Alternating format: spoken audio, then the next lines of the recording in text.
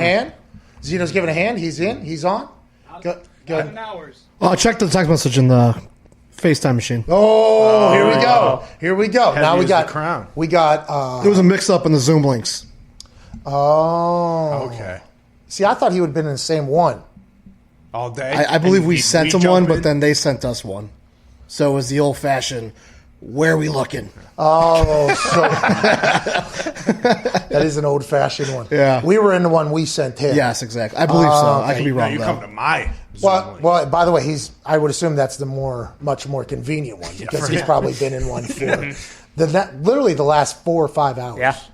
It's the stamina on the sit-down conversation. He has this big-ass throne he's sitting on. Oh, I mean a big throne. Great set. Great setup. Old Spice little backdrop over here. Still not. Oh, really? It's a big Zoom link.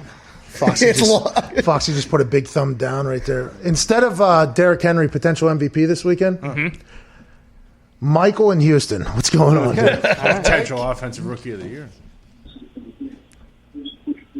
He's in a What are you wrong doing? Zoom call. He's in a wrong Zoom call. Michael, what's going on? Hey guys, can y'all hear me? Yeah, now we can, man. We heard a lot of things there beforehand. We were just kind of listening in the backdrop there. But what do you want to talk about, Michael? I want to talk about the Eagles hiring Brian Johnson as the quarterbacks coach, and it's been reported in Philadelphia, but I haven't seen it anywhere else. Brian Johnson and Jalen have actually known each other their whole lives, pretty much. Yeah, that is crazy, Michael. And I saw that on the internet, by the way. The coach they brought in has known Jalen since he was a child, I guess. Nice. So I believe they were thinking that the writing was on the wall for Carson Wentz to potentially get moved, maybe to the Indianapolis Colts. Whoa. Feels like a lock. And if he comes to the Indianapolis Colts, he's coming into the AFC South. And the AFC South currently has a running back inside of it that rushed for more than 2,000 yards. A man that is in the conversation for the MVP, which is unbelievable in the year 2021, where the quarterbacks are the only conversation. From the Tennessee Titans, ladies and gentlemen, all-pro Derrick Henry. What's up? Hey, you've done, I think, 4 hours of media today. You are crushing it. I hope you're having a great morning, boss. We've been watching you all over the place. Oh, yeah, I've been doing a lot, but yeah, it's been fun.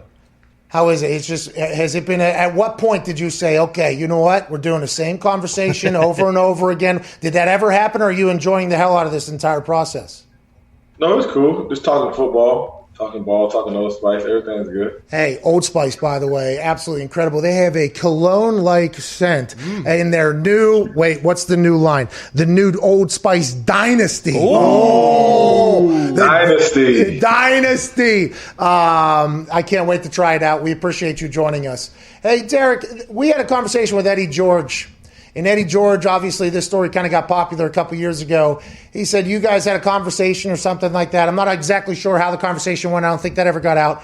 But seemed like since that moment, you became a completely different running back, right? When you're in the NFL, there was spurts on prime time. You'd have like 4 touchdowns, and then all of a sudden something would happen. We have no idea. It wouldn't be on TV. We wouldn't see it, and then you would dominate again. And then it just became the regular. You just started dominating everybody. And obviously the Titans got better and better as you continue to do so. What was that conversation? When did it click for you that, okay, I can do exactly what I did in probably junior high, high school, college, and I can do it in the NFL? This is the same damn thing.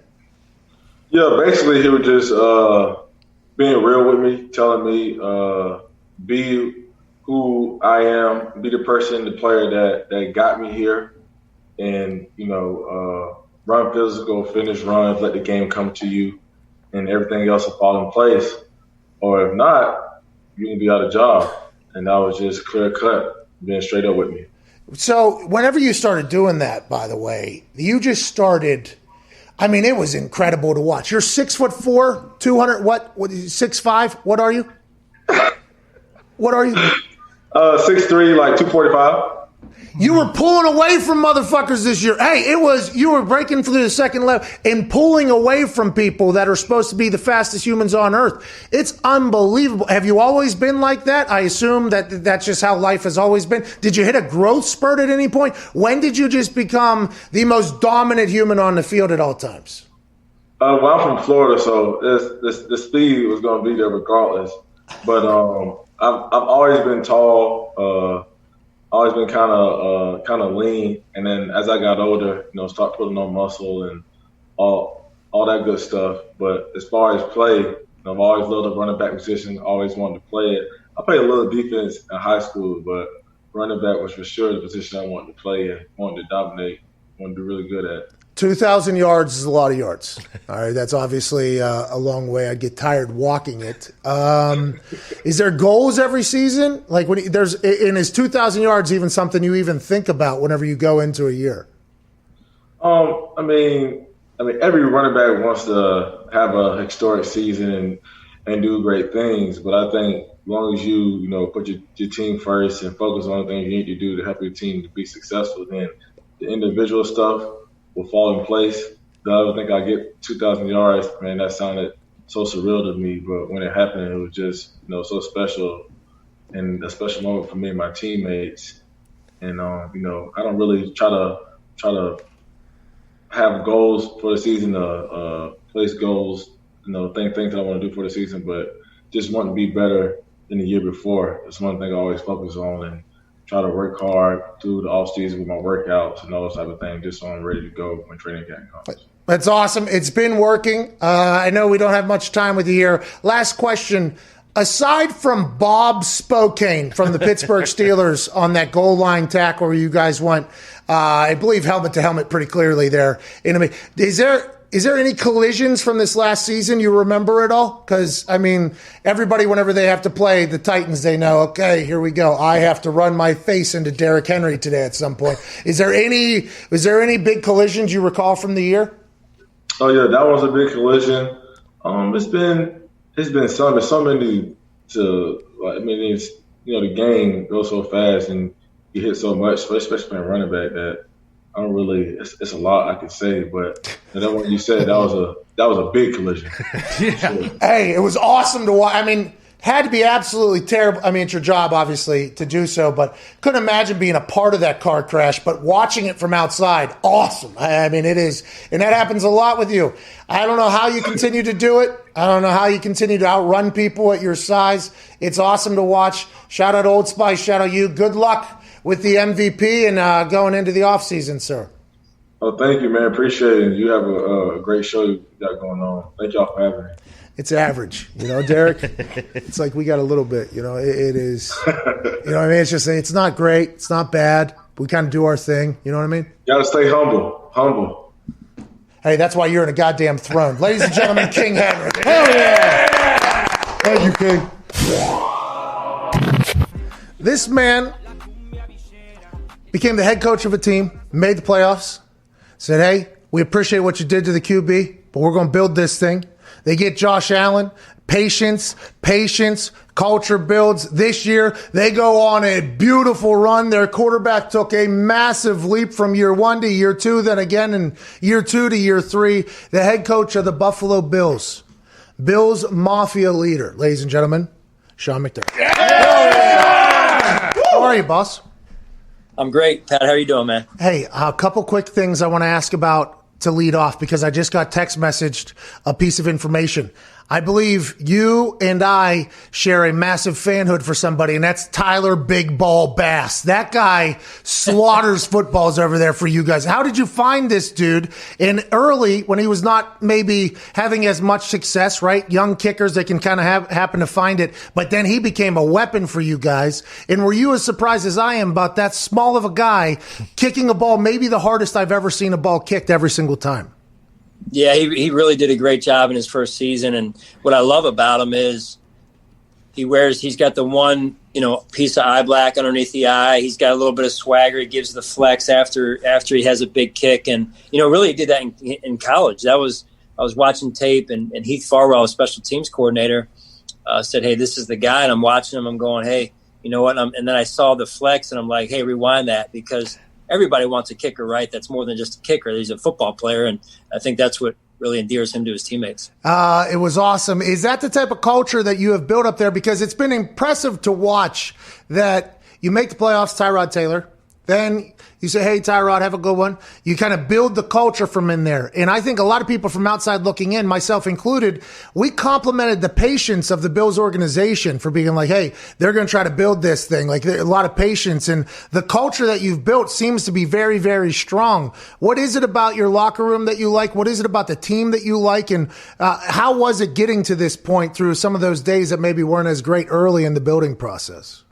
Yeah, well, as far as Tyrod's concerned, he did a great job for us, and I don't know that we said, hey, but yeah, I'm sorry. You get it though. You get it. A lot of respect for Tyrod, and it's really made up by people, right? So that we've got great players that are good people, and the locker room is solid here in Buffalo.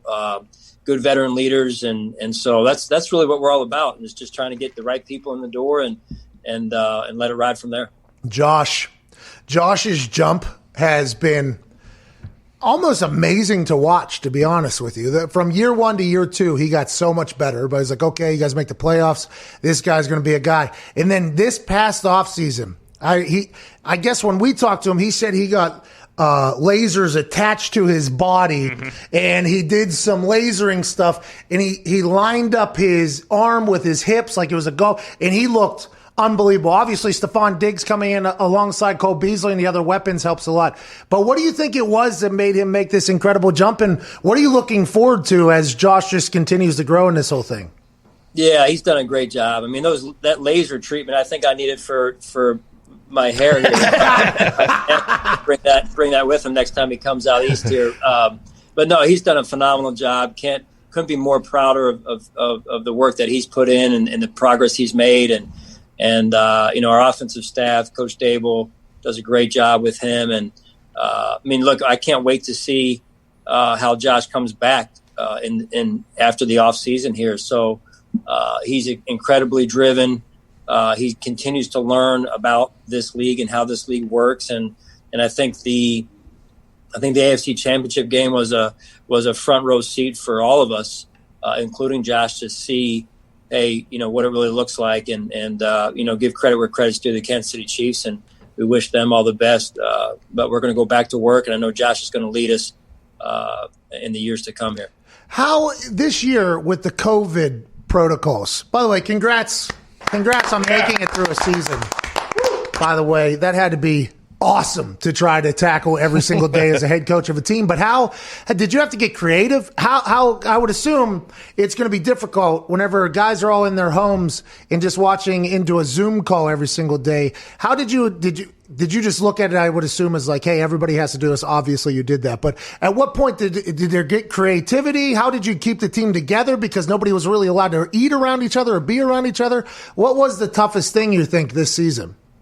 Yeah, Pat, I think it was really hard to connect with the team in meetings because you're not only are you spaced out, but you're behind a mask, so they really can't see your emotions, your facial expressions that go with the communication piece. And I thought our staff again did a great job all the way back in the off season where we put in the quarantine mode, if you will, and I thought we gained an advantage through the way we handled that, and then having the right players, the players that Brandon Beane has put in this locker room goes a long way in terms of these guys got good intangibles, they've got good DNA, and they handled it extremely well. What's your style? You seem like an entertaining guy. I feel like I would very much enjoy the way you operate on a day-to-day. You get along with the players of the team rather well, I'd assume. Yeah, I mean, listen, I think they know who I am. They know what I'm all about. They know that there's very clear expectations and the standard by which I expect things. And I think when you can do that and lay that foundation and you surround that with good players and good people and a good staff, it makes my job a whole lot easier. When you become a head coach, was there ever like a, hey, I got to be this type of guy as a coach or anything like that? Because I got a chance, Chuck became a head coach with us. And it was interesting, like watching him have to go through certain situations as a head coach, because Chuck, I think, was beloved by his players, but then he felt like sometimes as a head coach, okay, I got to be able to do this whole thing as well. When you became a head coach in the NFL, did you change any way that you did anything? Did you have to? Was there anything in your life? Yeah, you do.